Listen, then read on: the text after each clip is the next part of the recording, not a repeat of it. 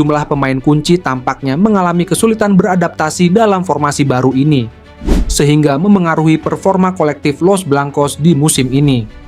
Dalam beberapa pertandingan terakhir, terlihat bahwa penempatan Mbappe dalam struktur taktik telah memengaruhi peran beberapa pemain, termasuk Jude Bellingham, Eduardo Camavinga, dan Rodrigo. Dalam beberapa musim sebelumnya, Ancelotti dikenal sebagai pelatih yang menyesuaikan taktik berdasarkan kekuatan pemainnya. Hal ini terlihat jelas ketika dia berhasil memaksimalkan performa Bellingham dengan peran menyerang dari lini tengah. Namun, dengan kedatangan Mbappe, situasinya berubah drastis. Strategi yang dirancang Ancelotti kini tampaknya harus disesuaikan agar dapat mengakomodasi bakat besar pemain Prancis itu. Meskipun beberapa pemain utama Real Madrid terpaksa menyesuaikan diri di luar posisi ideal mereka. Sebelum lanjut, jangan lupa subscribe dan nyalakan loncengnya.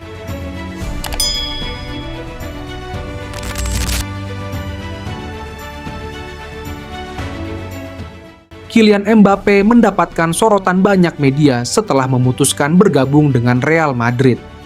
Dia pindah ke Real Madrid usai menyelesaikan kontraknya bersama Paris Saint-Germain, PSG. Kedatangan Mbappe jelas ditunggu oleh para pendukung Los Blancos yang sudah mengidam-idamkannya sejak lama.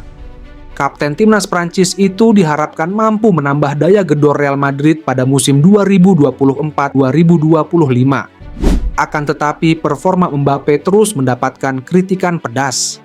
Hal itu tidak lepas dari kegagalan Mbappe dalam beberapa laga pertamanya di Liga Spanyol. Sebelumnya, Mbappe sempat dipuji habis-habisan saat langsung mencetak gol dalam laga debutnya untuk Real Madrid di ajang Piala Super Eropa. Namun, dia kemudian melempem di 3 laga awal Liga Spanyol dengan catatan nirgol dan tanpa assist. Akhirnya Mbappe sukses mencetak 2 gol untuk Real Madrid dalam laga Jornada 4 Liga Spanyol melawan Real Betis di Stadion Santiago Bernabeu, Minggu, 1 September 2024. Akan tetapi, awal kehidupan Mbappe sebagai bintang baru Los Blancos tampaknya memang tidak berjalan mulus. Sejauh ini, jebolan Akademi Monaco itu telah bermain sebanyak 14 kali untuk Real Madrid di berbagai kompetisi. Dari 14 laga, Mbappe baru mencetak 8 gol dan 2 assist untuk Real Madrid. Catatan tersebut jelas jauh dari harapan para pendukung Real Madrid yang berekspektasi tinggi kepadanya.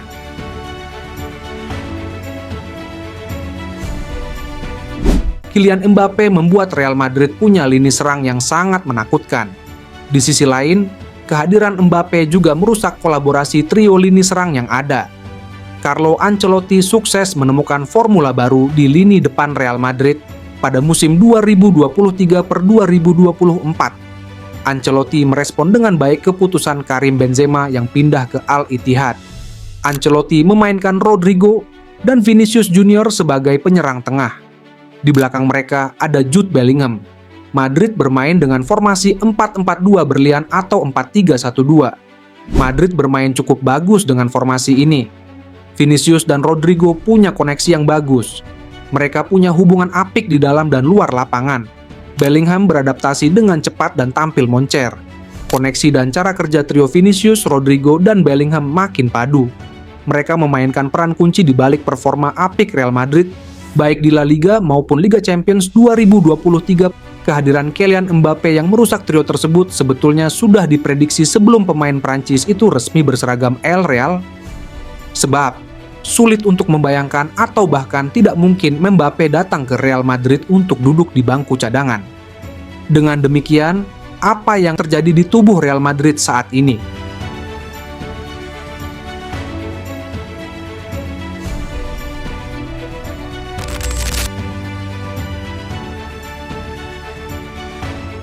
Jude Bellingham, yang menjadi sosok vital dalam skema permainan Ancelotti musim lalu, kini merasakan dampak dari perubahan ini. Posisi Mbappe yang kini sering berada di area penyerangan telah membatasi ruang gerak Bellingham untuk melakukan penetrasi dari lini kedua. Musim lalu, Bellingham berhasil mencetak banyak gol dengan memanfaatkan ruang di belakang lini depan. Kini, dengan kehadiran Mbappe yang lebih banyak menempati area tengah, peluang tersebut semakin minim. Situasi ini menyebabkan kontribusi gol gelandang internasional Inggris itu menurun secara signifikan, membuatnya terlihat kesulitan menemukan kembali sentuhan tajamnya.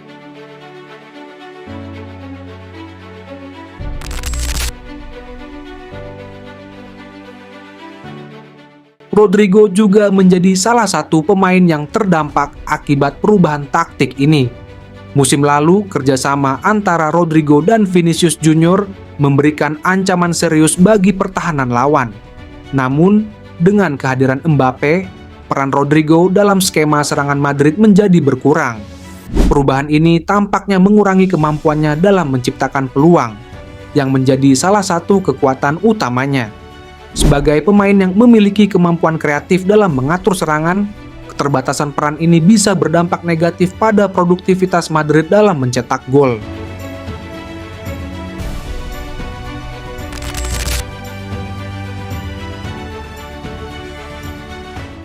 Pemain lain yang harus beradaptasi dengan kehadiran Mbappe adalah rekan senegaranya, Eduardo Camavinga. Gelandang internasional Prancis ini masih kesulitan menemukan posisi ideal di lapangan. Ancelotti cenderung menempatkan Aurelien Tchouaméni sebagai gelandang bertahan utama, yang membuat Camavinga jarang mendapatkan kesempatan untuk menunjukkan kemampuannya di tengah. Selain itu, fleksibilitas Federico Valverde sebagai gelandang kanan juga menghambat peluang Camavinga untuk tampil di posisi sentral. Situasi ini menyebabkan Camavinga sulit menemukan ritme permainan terbaiknya. Singkatnya, kedatangan Mbappe telah menghadirkan dilema bagi Ancelotti. Keputusan untuk memasukkan pemain bintang dalam formasi baru memang terlihat menggiurkan, tetapi juga memengaruhi keseimbangan tim.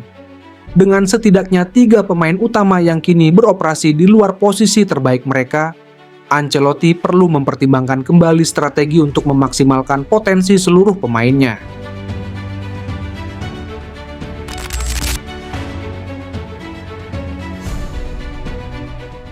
Real Madrid tertinggal dari Barcelona di La Liga, dan sejauh ini sama sekali tak meyakinkan untuk masuk bursa calon juara Eropa.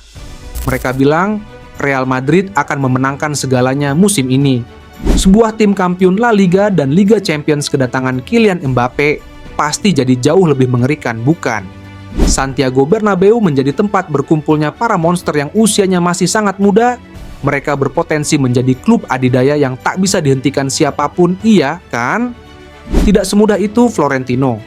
Real Madrid tak bisa dibilang lebih jelek bersama Mbappe, tapi mereka juga tak bisa dibilang meyakinkan. Dipecundangi Lille dan AC Milan di Liga Champions juga dipermalukan Barcelona di La Liga menyoroti masalah besar yang menyelimuti Los Blancos. Dan ternyata, dampak kehilangan Toni Kroos yang pensiun jauh lebih terasa dari yang diperkirakan. Real Madrid kini sudah tertinggal 9 poin dari Barcelona, sang pemuncak La Liga. Alarm tanda bahaya menggema, ibu kota Spanyol sedang tidak baik-baik saja. Carlo Ancelotti, tugas Anda untuk mengembalikan Real Madrid ke jalur juara. Taburan bintang di lini depan Real Madrid memang yang paling disoroti musim ini. Tetapi kabar dari Relevo menyebutkan bahwa Ancelotti sendiri memandang pertahanan sebagai masalah besar timnya. Tim-tim terbaik tentu bertahan sebagai satu kesatuan. Dan harus dikatakan bahwa lini belakang Los Blancos jauh dari kata terbaik pada 2024/25 ini. Back-back Real Madrid terlalu sering membuat kesalahan individual musim ini, sehingga tim yang secara umum dominan di penguasaan bola itu malah kemasukan 15 gol dalam 14 laga. Ferland Mendy contohnya, ia terlalu mudah ditaklukkan Lamine Yamal di El Clasico. Antonio Rudiger yang amat solid tahun lalu berada jauh di level terbaiknya dan sering kecolongan bola-bola panjang. Sementara Eder Militao masih mencari ritmenya setelah absen setahun gegara cedera ACL. Di pos bek kanan, masalahnya malah lebih rumit lagi.